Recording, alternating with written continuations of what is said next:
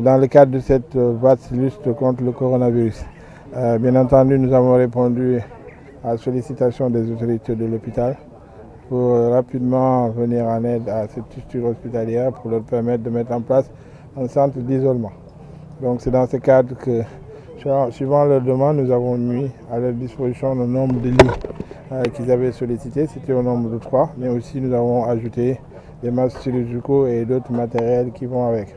Aujourd'hui, c'est un premier geste. Bien entendu, nous allons dès demain aussi leur envoyer des gels hydroalcooliques. Que nous allons d'ailleurs faire un geste que nous allons perpétuer dans beaucoup de lieux publics, que ce soit les mosquées, les églises, mais aussi tous les lieux qui accueillent les publics. Alors, ce geste-là s'inscrit dans une dynamique parce que demain ou dans 2 jours, nous allons faire un geste encore beaucoup plus important pour l'hôpital Sinas, qui dépend du district sanitaire de la commune.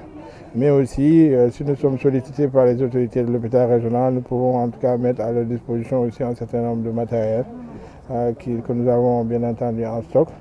Et puis, avec l'État, nous allons conjuguer nos efforts pour venir en aide au personnel soignant qui est souvent exposé et qui pratiquement manque de tout.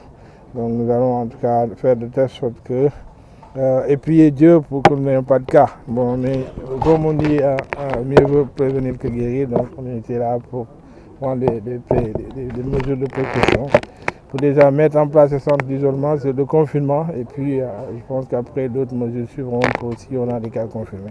Oui, bien entendu, je vais m'en manœuvrer au ministre de la Santé, je suis sûr que bon, c'est vrai que c'est une situation qui est survenue il n'y a pas très longtemps au Sénégal, et donc pour acheter ce matériel aussi, il y a des délais. Mais je suis sûr que déjà les dispositions sont en train d'être prises pour que l'ensemble des structures sanitaires surtout les zones les plus exposées. Nous sommes dans une zone qui accueille du personnel étranger parce que nous sommes dans une zone où il y a la station balnéaire du Cap Skirring. Les avions viennent directement de l'Europe. Et bien entendu, il y a une attention particulière qui est accordée à notre région. Et je suis sûr que dans le cadre du comité de gestion des crises, ces questions-là ont été prises et remontées au ministre de la Santé. Mais moi-même, je vais me faire le porte-parole de tout cela. Je vais appeler le ministre de la Santé pour le sensibiliser. Je sais qu'il est déjà, mais davantage insister pour que nous puissions avoir du matériel adéquat pour le personnel hospitalier.